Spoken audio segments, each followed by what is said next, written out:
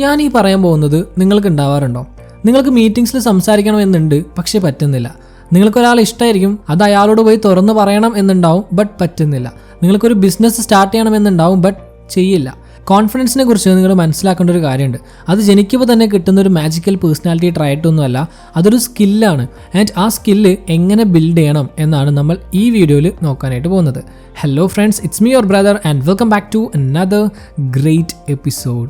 So first നമുക്ക് എന്തുകൊണ്ടാണ് നിങ്ങളിങ്ങനെ സ്റ്റക്കായി നിൽക്കുന്നത്, എന്തുകൊണ്ടാണ് നിങ്ങൾക്ക് കോൺഫിഡൻ്റ് ആവാൻ സാധിക്കാത്തത് എന്ന് നോക്കാം. The root cause. മിക്ക ആൾക്കാരും ചിന്തിക്കുന്നത് കോൺഫിഡൻ്റ് ആവാൻ സാധിക്കാത്തത് നിങ്ങൾ സ്മാർട്ട് അല്ലാത്തതുകൊണ്ടാണ്, ഗുഡ് ലുക്കിംഗ് അല്ലാത്തതുകൊണ്ടാണ്, ടാലൻറ്റഡ് അല്ലാത്തതുകൊണ്ടാണ് എന്നൊക്കെയാണ്. But that's complete garbage.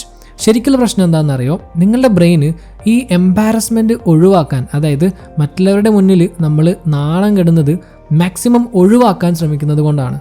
Your brain is obsessed in that. ഒന്ന് ആലോചിച്ച് നോക്ക്. ഒരു കാര്യം നിങ്ങൾ ചെയ്യണം എന്ന് ആഗ്രഹിച്ചിട്ടും മറ്റുള്ളവരെന്ത് വിചാരിക്കും എന്നതിൻ്റെ പേരിൽ നിങ്ങളത് ചെയ്യാതിരുന്നിട്ടില്ലേ?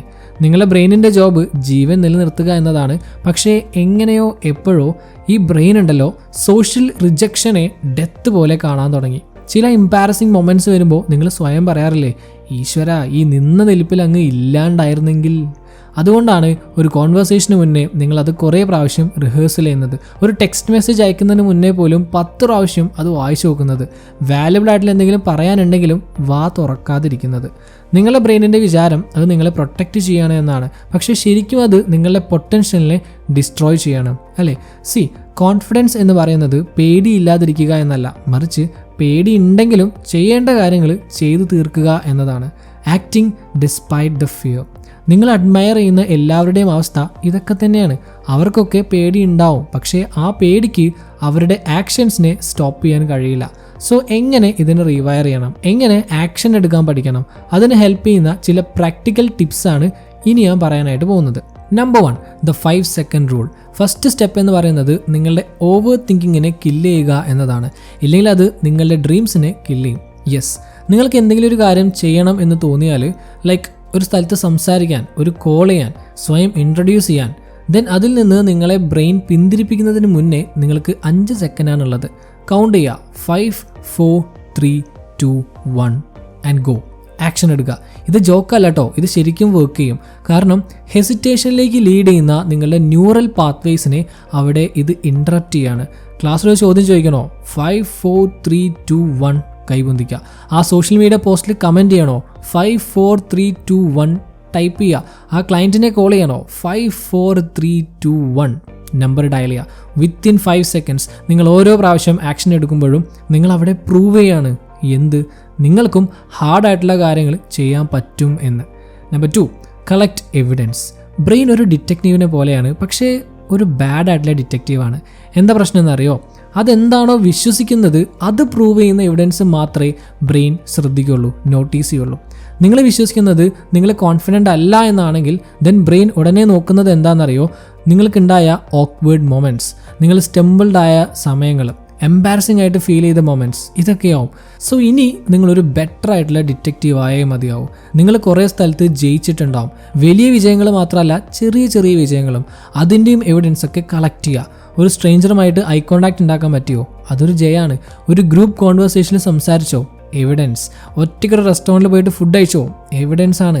ഇത് നിങ്ങളൊരു 30 ഡേയ്സ് ഫോളോ ചെയ്താൽ നിങ്ങൾക്ക് മനസ്സിലാവും നിങ്ങൾക്ക് ഒരുപാട് കാര്യങ്ങൾ ചെയ്യാൻ പറ്റും എന്ന്, നിങ്ങൾ ക്യാപ്പബിൾ ആണ് എന്ന്. നിങ്ങൾ സക്സസിൻ്റെ ഒരു പാറ്റേൺ കാണാൻ തുടങ്ങും. ബ്രെയിൻ ഉണ്ടല്ലോ നിങ്ങൾ കോൺഫിഡൻ്റ് ആണ് എന്നതിനുള്ള എവിഡൻസ് തേടാൻ തുടങ്ങും. Number 3, the comfort zone ladder. മിക്ക ആൾക്കാരും വിചാരിക്കുന്നത് നിങ്ങൾ ഒറ്റയടിക്ക് 0യിൽ നിന്ന് ഹീറോ ആവണം എന്നാണ്. അതുകൊണ്ടാണ് അവരെപ്പോഴും ഫെയിൽ ആവുന്നതും. പകരം ഒരു ലാഡർ ബിൽഡ് ചെയ്യുക. അതിലെ ഓരോ സ്റ്റെപ്സും നിങ്ങളുടെ കംഫോർട്ട് സോണിന് കുറച്ചൊന്ന് പുറത്ത് നിൽക്കുന്ന കാര്യമായിരിക്കണം, സ്ലൈറ്റ്ലി ഔട്ട്സൈഡ്. ബട്ട് നിങ്ങളെ ഭയങ്കരമായിട്ട് പേടിപ്പിക്കുന്നതാവുകയും ചെയ്യരുത്. A small step. First step ഒരു ഐ കോണ്ടാക്റ്റ് കൊടുക്കുക എന്നതാവാം. നെക്സ്റ്റ് സ്റ്റെപ്പ് നിങ്ങൾക്ക് വഴി അറിയില്ലെങ്കിൽ അത് സ്ട്രേഞ്ചറിനോട് ചോദിക്കുക എന്നതാവാം. നെക്സ്റ്റ് ഒരു സ്ട്രേഞ്ചർക്ക് ജെന്യൂനായിട്ട് ഒരു കോംപ്ലിമെൻ്റ് നൽകുക. നെക്സ്റ്റ് ഒരു ഗ്രൂപ്പ് കോൺവെർസേഷനിൽ നിങ്ങളുടെ ഒപ്പീനിയൻ പറയുക. നെക്സ്റ്റ് ഒരു പ്രസൻറ്റേഷൻ ചെയ്യുക. നെക്സ്റ്റ് എന്താണോ നിങ്ങൾക്ക് ഇപ്പോൾ ചെയ്യാൻ ഏറ്റവും പേടിയുള്ളത് അത് ചെയ്യുക. The key is progression. Progress ഉണ്ടാക്കുക എന്നതാണ് മെയിൻ. നിങ്ങൾ ഒരു സ്റ്റെപ്പ് പോലും സ്കിപ്പ് ചെയ്യുന്നില്ല, പകരം 1 by 1 ആയിട്ട് കയറുകയാണ്. ഓരോ പ്രാവശ്യം സക്സസ്ഫുൾ ആകുമ്പോഴും അത് നിങ്ങളുടെ കോൺഫിഡൻസ് ബിൽഡ് ചെയ്യാണ്. അങ്ങനെ നെക്സ്റ്റ് സ്റ്റെപ്പിലേക്ക് പോകാൻ പറ്റുകയാണ്. Practice systematically. And number 4, reframe failure. ഈ ഒരു മൈൻഡ് സെറ്റ് ഒരു ഗെയിം ചേഞ്ചറാണ്. ഫെയിലിയർ എന്ന് പറയുന്നത് സക്സസിൻ്റെ ഓപ്പോസിറ്റ് അല്ല, മറിച്ച് അത് കോൺഫിഡൻസ് ബിൽഡ് ചെയ്യാനുള്ള ഒരു റോ മെറ്റീരിയലാണ്. ഓരോ പ്രാവശ്യം നോ കിട്ടുമ്പോഴും റിജക്ഷൻ കിട്ടുമ്പോഴും അവർ നിങ്ങൾക്കൊരു അറിവാണ് കിട്ടുന്നത്. Every awkward interaction is practice. Every mistake is proof that you are trying. ഞാനും ആദ്യം വിചാരിച്ചിരുന്നത് കോൺഫിഡൻ്റ് ആയിട്ടുള്ള ആൾക്കാർ ഫെയിൽ ആവാറേ ഇല്ല എന്നാണ്.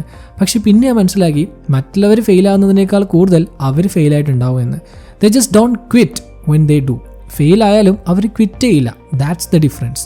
100 തവണ റിജക്ഷൻ കിട്ടിയാലും വീണ്ടും മുന്നോട്ട് തന്നെ പോകുന്നുണ്ടോ? അത് പേടിയില്ലാത്തതുകൊണ്ടല്ല, ദേ ആർ പ്രാക്ടീസ്ഡ്. അവർക്കറിയാം റിജക്ഷൻസിന് അവരെ ഒന്നും ചെയ്യാൻ പറ്റില്ല എന്ന്. ബിക്കോസ് 99 പ്രാവശ്യം തോറ്റുപോയിട്ടുണ്ടാകും, എന്നിട്ടും അവർക്കൊന്നും പറ്റിയിട്ടുണ്ടാവില്ല. പിന്നെന്താ പ്രശ്നം? സോ ഒരു ഫെയിലിയർ ലോഗ് വേണമെങ്കിൽ ഉണ്ടാക്കി തുടങ്ങാം. സീരിയസ്ലി. അതായത് ഓരോ തവണ നിങ്ങൾ ഫെയിൽ ആകുമ്പോഴും അതൊന്ന് എഴുതി വെക്കുക. ആൻഡ് ഓരോ മാസവും ലാസ്റ്റ് ആകുമ്പോൾ അതൊന്ന് എടുത്ത് നോക്കുക. അപ്പോൾ മനസ്സിലാവും നിങ്ങൾക്ക് എത്രത്തോളം ഗ്രോത്ത് ഉണ്ടായിട്ടുണ്ട് എന്ന്. Number 5, body language hack. നിങ്ങളുടെ മൈൻഡ് ഉണ്ടല്ലോ പലപ്പോഴും നിങ്ങളുടെ ബോഡിയെ ഫോളോ ചെയ്യാറുണ്ട്, പക്ഷെ നിങ്ങളത് അറിയുന്നുണ്ടാവില്ല.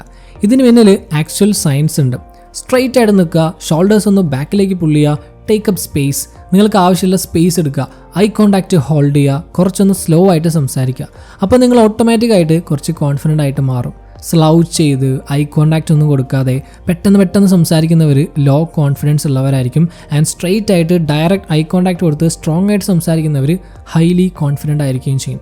Same person, same thoughts, but different body language. So നിങ്ങൾക്കൊരു ഇൻ്റർവ്യൂ ഉണ്ടെങ്കിൽ, അല്ലെങ്കിൽ ഒരു പ്രസൻറ്റേഷൻ ഉണ്ട്, ഒരു ഇമ്പോർട്ടൻറ്റ് കോൺവെർസേഷനൊക്കെ ഉണ്ട് എന്നുണ്ടെങ്കിൽ ദെൻ അതിന് മുന്നേ ഒരു 2 മിനിറ്റ് പവർ പോസ് ചെയ്യാം. Hands on hips, chest out, chin up. കുറച്ച് റിഡിക്കുലസ് ആയിട്ടൊക്കെ ഫീൽ ചെയ്യാം, ബട്ട് ബ്രെയിനിലേക്ക് മെസ്സേജ് പോവും, yes I am ready for this, ഞാനിതിന് റെഡിയാണ് എന്ന്. നിങ്ങളുടെ ബോഡി മൈൻഡിനെ പഠിപ്പിക്കുകയാണ് എങ്ങനെ കോൺഫിഡൻ്റ് ആവണം എന്ന്.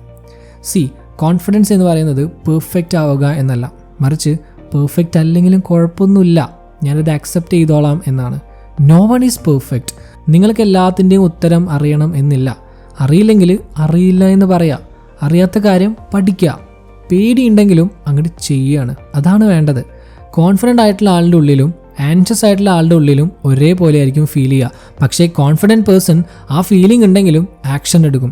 ബട്ട് ആൻഷ്യസ് ആയിട്ടുള്ളവർ ആ ഫീലിംഗ് മാറുന്നത് വരെ വെയിറ്റ് ചെയ്തുകൊണ്ടിരിക്കും, which will never end. So stop waiting. Feeling മാറില്ല, പക്ഷെ നിങ്ങളുടെ ആക്ഷൻസ് മാറ്റാം. സോ നിങ്ങൾക്കൊരു ഹോംവർക്ക് തരാം. ഇന്ന് പറഞ്ഞ കാര്യങ്ങളിൽ നിന്ന് ഒരു ടിപ്പ് എടുക്കുക ആൻഡ് ഇന്ന് തന്നെ അത് ചെയ്തു നോക്കുക. നാളെയല്ല, മറ്റന്നാളും അല്ല, ഇന്ന് തന്നെ. സോ ഇന്നത്തെ വീഡിയോ വൈൻഡപ്പ് ചെയ്യാൻ സമയമായി. വീഡിയോ നിങ്ങൾക്ക് എല്ലാവർക്കും യൂസ്ഫുൾ ആയിരിക്കുന്നു. അങ്ങനെയാണെങ്കിൽ like, share and follow for more. Have A great day.